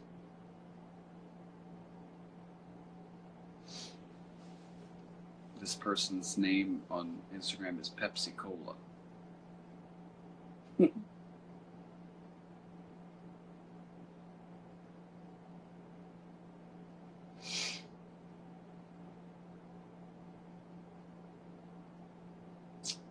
I guess Pepsi Cola ran out of caffeine.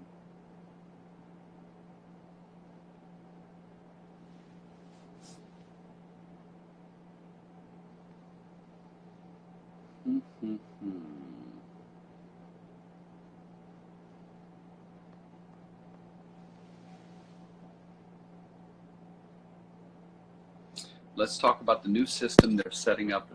Hello. Oh my gosh. David Hello. Begnaud. Oh, my husband's sleeping next to me. We might have to wake him up. Oh, don't wake up a sleeping bear. He is the sleeping bear. I'm Ah, on with David. What's the correct pronunciation of your name? Begnaud. Is Begnaud. Yes, ma'am. Is Begnaud. Okay. Yeah. What is? Oh my gosh. What's your name and where are you in the world? Well, my name is Carrie Katrubis, and I'm in Crystal Lake, Illinois, so I'm about 40 miles north of Chicago. Okay.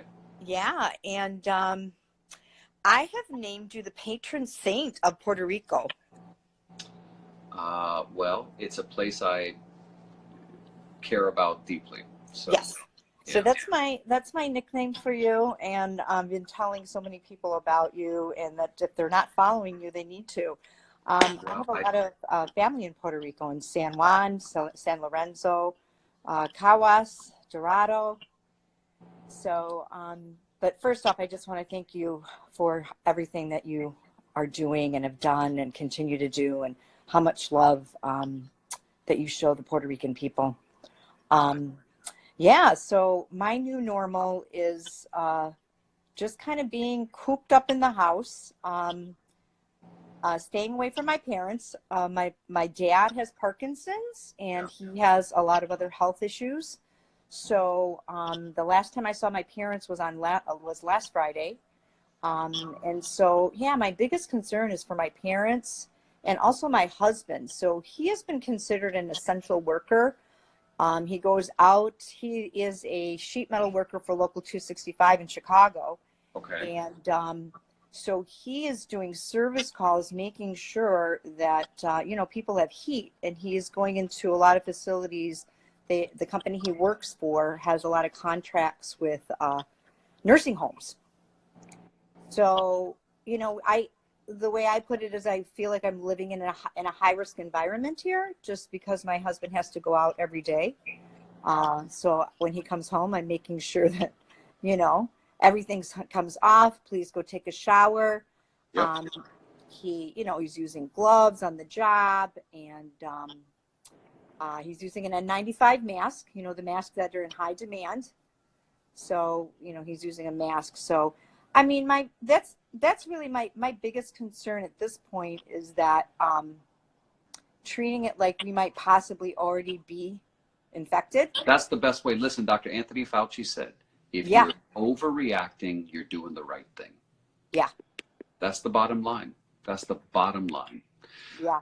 He passes it to you, and you happen to pass it to your dad, it could be game over. Yeah. It could be game over. So we don't want to do that. My brother lives with my parents, so Yeah. he helps them as far as caregiving. Yeah. But he's also a person that I know is not going out a lot, because he's not working as he's not working either. But he's somebody that I have to keep kind of constantly reminding that if he's going out anywhere, if he brings it back home, there's a good chance if my father gets it, he might not live through it. Absolutely. Yeah, so that's a big thing. The other thing I will tell you is I have a college senior that is home right now. Okay. And she goes to school at Western Kentucky University. And so that has been the biggest thing, is like what you guys are talking, the one, was it the gal that was just on talking about her son? Yeah. Yes. So we sat down. I mean, we basically sat down with her, and, because she was going out with walks with her friends. She was getting in cars with her friends, and we just had to stop it. We had to stop it all and say, you know what? It just is not it can't keep going on. You cannot keep going on with your friends. So, she's not happy about it, and she's grieving the loss of not going back to campus, not being, not having commencement services. Yeah. So it's hard. It's really hard for these, for kids too, that are supposed to be at school and, working so hard for 4 years to get a bachelor's degree in health sciences. Yep. And, yeah, so there's a lot of depression going on with that.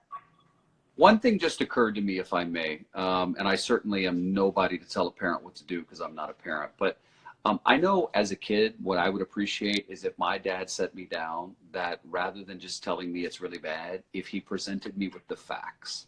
And maybe it's because I'm a journalist, I'm very fact driven, but yeah.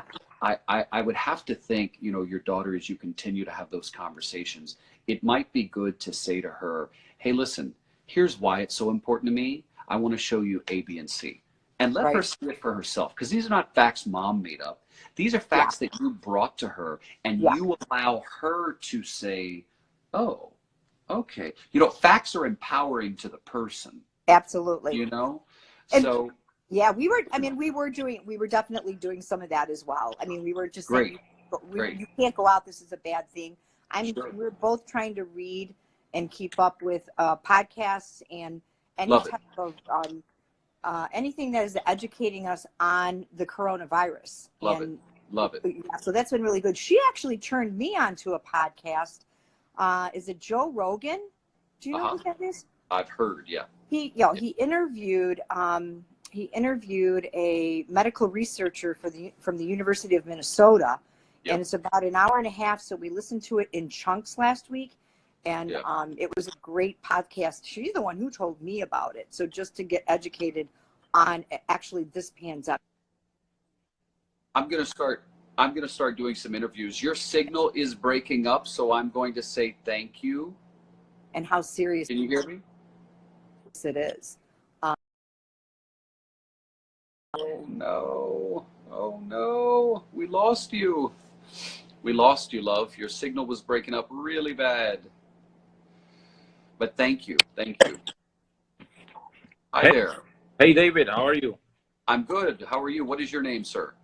I'm Obed Seguinot from Añasco, Puerto Rico. Añasco. What is your new normal? Well, I usually work from home. I have an office, so I don't get like tired of home. But nowadays, I can go there, so I'm still stuck at home right now. Kind of difficult because I used to go like some days to the office, some days working at home. But everything's okay? Well, yeah. No, personally, we don't have anyone sick at home, but honestly, it's still a lot of fear.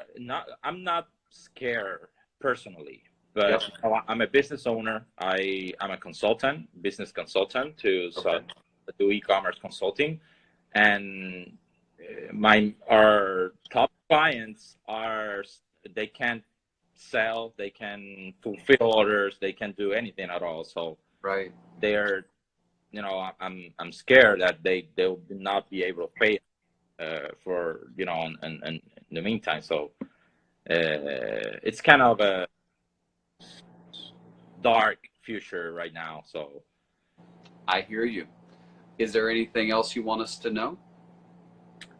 I'm really positive. I've been thinking a lot about being grateful of what we have, and I love that. And thinking about all the news that we hear from other places, and as long as we stay at home, we don't take unnecessary risk, we don't put anyone at risk unnecessarily, we'll be able to work with this and defeat this and help all the people out there. And then thank you for giving us voice to so many people that we are not usually here. Absolutely. You are more than welcome. And I subscribe to your idea of gratitude. I come back to it every time. Maya Angelou told Oprah one day when Oprah called and she was really sad about something, she said, say thank you 3 times. And I've done that. And it works. When you say to yourself, thank you, thank you, thank you, it has a way of propelling. I feel like grief is sort of like an internal, like I'm grieving. But when I think of giving and grateful, it goes this way, right? Giving and grateful is going out. Grieving is coming in. And grief is okay. We all grieve. But I love your idea of gratitude. Thanks for sharing a little testimonial with us. Yeah, just quickly, I was inspired by it right now, and I just wrote, it's over 600 words. I'm just typing here and ideas. I'm publishing an article so I can transfer that energy to some other business owners that are out there and really, really worried. So I love that. I love that. Give, man, give. When you give, you get. I thank you for joining us. Thank you. Good night. All right, so we have 5 minutes left. So watch this. Whoever comes in has got 5 minutes. 5 minutes to land their plane. 5 minutes.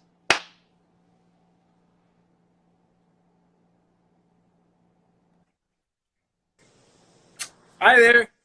Hi there. You got 5 minutes before the Instagram police cut us off because we'll hit our hour mark. What is your That's name? fine. What is your my name? My name is Gustavo Mercado. And where are you in the world? I'm from Puerto Rico, but currently I'm living in Washington, D.C. Tell me about your new normal. My new normal is basically that my life has pretty much been upended. Now I'm working mostly remotely, doing interpretations and translations from home. Just today we had a conference, like a web conference on how COVID-19 is impacting my field and what kind of protocol we're supposed to be following as interpreters and translators if we're going to hospitals, if we're going to courtrooms. But yeah, that's my new normal now. I'm pretty much here stuck at home. How long have you been at home? Like a week, about a week, yeah. How are your And parents in Puerto Rico? Your family back there? Well, my family in Puerto Rico is adjusting to what the situation is. I've kind of got people all over the place. So now a lot of them are in Florida, from before Maria and after Maria as well. And so they are pretty much in the same situation as I am. So are you going to continue interpreting but strictly from home? It seems like that's the safest thing to do. We talked about it a lot today. If you are able to set yourself up with the equipment to do it from home, that's the best thing, not just for you as the interpreter if you have to go to hospitals, but for the patients too. We run and zip around from room to room, and sometimes there isn't well-established protocol already in place for how to sanitize yourself in a quick way, and you can't be like throwing scrubs on and off, for example, if that's something your hospital does. But yeah, that's not just what a lot of us are now transferring to. It's the safest thing. I've learned that a translator can be a man's best friend with all the work I do in Puerto Rico. Yeah, definitely. Yeah, we're kind of behind the scenes, but we're important people. I have a lot of appreciation for translators. The final word is yours. Well, I guess if there's anything that I could say, it's probably what I just mentioned. If you have the liberty to choose, if you have that kind of autonomy to set yourself up at home, potentially work from there, at the end of the day, it isn't just about keeping yourself safe. It's about minimizing the risk for other people as well. And at the end of the day, that's the only thing that's going to help. That's my opinion, at least, professionally speaking. Gustavo, thank you. I wish you the best. Appreciate it. Thanks. Good night. All right, friends. So we are going to hit, I think we have 30 seconds. So that means we will say good night. I'm off to bed, and we will do it again tomorrow. Thank you all for joining in. I'll see you tomorrow.